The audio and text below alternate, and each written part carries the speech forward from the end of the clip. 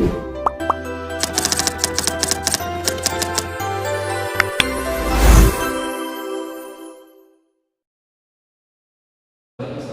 warahmatullahi wabarakatuh. Waalaikumsalam warahmatullahi wabarakatuh.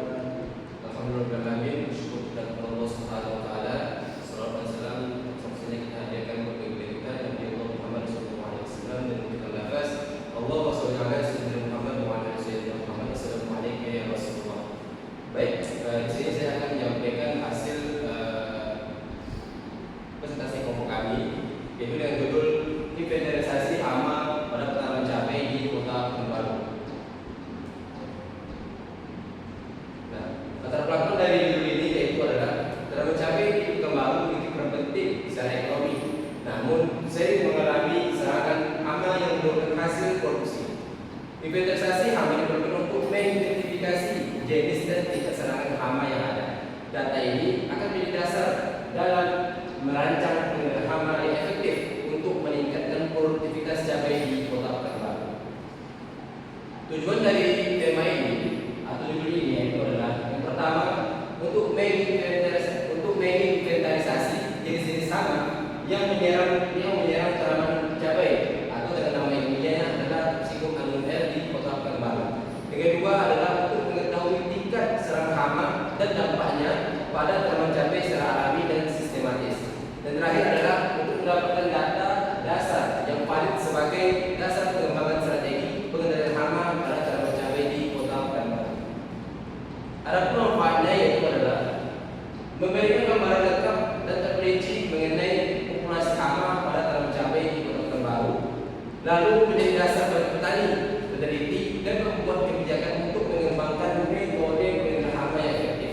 Dan yang terakhir adalah untuk membantu meningkatkan produktivitas dan hasil panen cabai melalui pengendalian hama berbasis data yang akurat. Nah, adapun hipotesis dari judul ini itu terdapat adanya variasi jenis hama yang menyerang tanaman cabai di Kota Pekanbaru dengan tingkat serangan yang berbeda pada setiap lokasinya.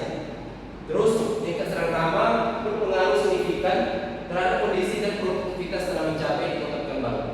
Lalu, data inventarisasi hama dapat digunakan untuk merancang strategi pengendalian hama yang lebih efektif di perkebunan cabai Kota Pekanbaru.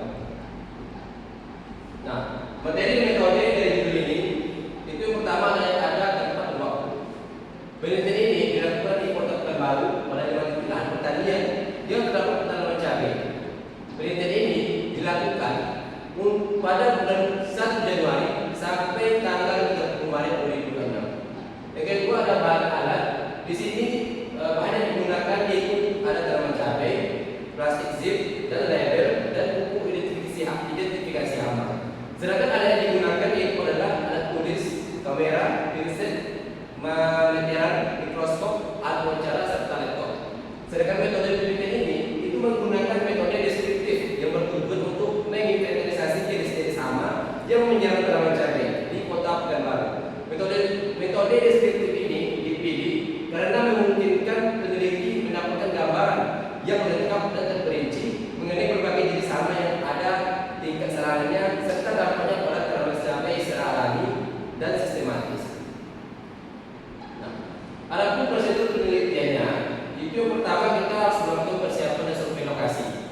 Penelitian ini diawali dengan survei lapangan untuk menentukan titik pengamatan pada tanaman cabai di 3 desa. Yang pertama Desa Timbangan, yang kedua Desa Palem Raya, dan ketiga Desa Pulau Semambu. Survei tanaman cabai di 3 desa. Survei digunakan untuk mengamati kondisi awal serangan tungau dan menentukan lokasi pengambilan sampel secara tepat. Penelitian ini dilaksanakan di 3 desa serta cabai di Kabupaten Ogan Ilir, yaitu Desa Timbangan, Desa Palem Raya, dan Desa Pulau Semambu. Waktu pelaksanaan ini dimulai pada tanggal 26 Agustus hingga 8 September 2022. Identifikasi sampel dilakukan di Laboratorium Entomologi Fakultas Pertanian Universitas Sriwijaya. Yang kedua, melakukan pengambilan sampel atau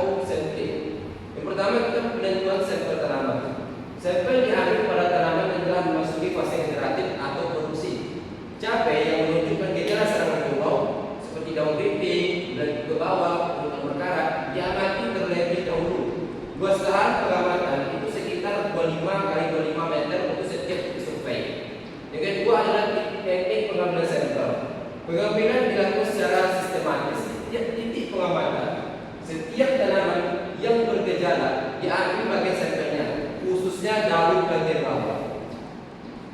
Yang ketiga itu adalah pengambilan dilakukan secara acak sistematis di tiap titik pengamatan. Setiap tanaman yang bergejala diambil bagian sampelnya, khususnya daun bagian bawah. Dan yang keempat adalah waktu pengambilan sampel dilakukan sebanyak 4 kali selama fase generasi langsung. Yang kelima itu penyimpanan sampel. Setelah kita mengambil sampel di lapangan, sampel disimpan seperti ketika kita melakukan sampel itu tungau, paman tungau yang ditemukan, lalu dimasukkan ke dalam plastik zip dan diberi label sesuai lokasi, jenis gejala dan jumlah individu. Lalu yang ketiga itu adalah identifikasi sampel. Identifikasi ini dilakukan di laboratorium entomologi dengan langkah berikut. Yang pertama kita melakukan pemeriksaan awal. Nah, pemeriksaan awal ini seperti sampel daun diperiksa dan tumbuh dipisahkan berdasarkan ukuran dan warna kuku sebelum dianalisis lebih lanjut. Yang kedua, pengamatan mikroskopis. Observasi langsung dilakukan menggunakan mikroskop untuk mengidentifikasi karakter morfologinya, parameter yang diamati seperti warna kuku, bentuk, jumlah seta, gatosoma, kaki, dan karakter khas lainnya dari hama tumbuh tersebut. Lalu yang ketiga kita melakukan dasar identifikasi. Identifikasi ini mengacu pada buku kunci identifikasi serangga dan tungau hingga tingkat spesies. Hasil akhir menunjukkan ada 2 jenis tungau utama. Yang pertama itu tungau merah dengan nama ilmiahnya atau nama genusnya itu Tetracus urictisae. Yang kedua ada tungau kuning dengan nama genusnya Polypagotharocenimus latus. Nah, ketika kita melakukan dasar identifikasi, lalu kita melakukan pencatatan data. Data dicatat selama survei di lapangan meliputi yang pertama lokasi pengamatan, yang kedua luas area pengamatan, seperti yang kami melakukan survei lapangan pengamatan dengan luas lahan 25 kali 25 meter pada setiap titik survei. Yang ketiga metode pengumpulan data, survei dengan teknik sistematik random sampling. Yang keempat itu kriteria kedalaman sampel dalam mencapai yang sudah melakukan fase generatif atau produksi. Yang keenam itu menunjukkan gejala sarang tungau seperti daun menurun ke bawah, permukaan daun yang berkarat atau kecoklatan. Yang ketujuh adalah waktu pengambilan sampel, dilakukan 4 kali setiap fase generatif atau produksi. Yang terakhir adalah parameter lingkungan yang dicatat, seperti kondisi cuaca dan kondisi pertanaman di lapangan. Nah, setelah kita melakukan hal tersebut, langkah terakhir adalah melakukan analisis data. Analisis data ini dilakukan secara deskriptif kuantitatif dengan menggunakan Microsoft Excel. Metode ini bertujuan untuk memberikan gambaran yang jelas dan terukur mengenai jenis-jenis hama, tingkat serangan, serta frekuensi kemunculan hama di setiap lokasi pengamatan. Analisis data kuantitatif dilakukan dengan cara mengubah data menjadi bentuk angka, kemudian menghitung parameter statistik dasar seperti frekuensi, persentase, dan rata-rata, serta menyajikan dalam tabel atau grafik agar hasilnya mudah dipahami dan diinterpretasikan.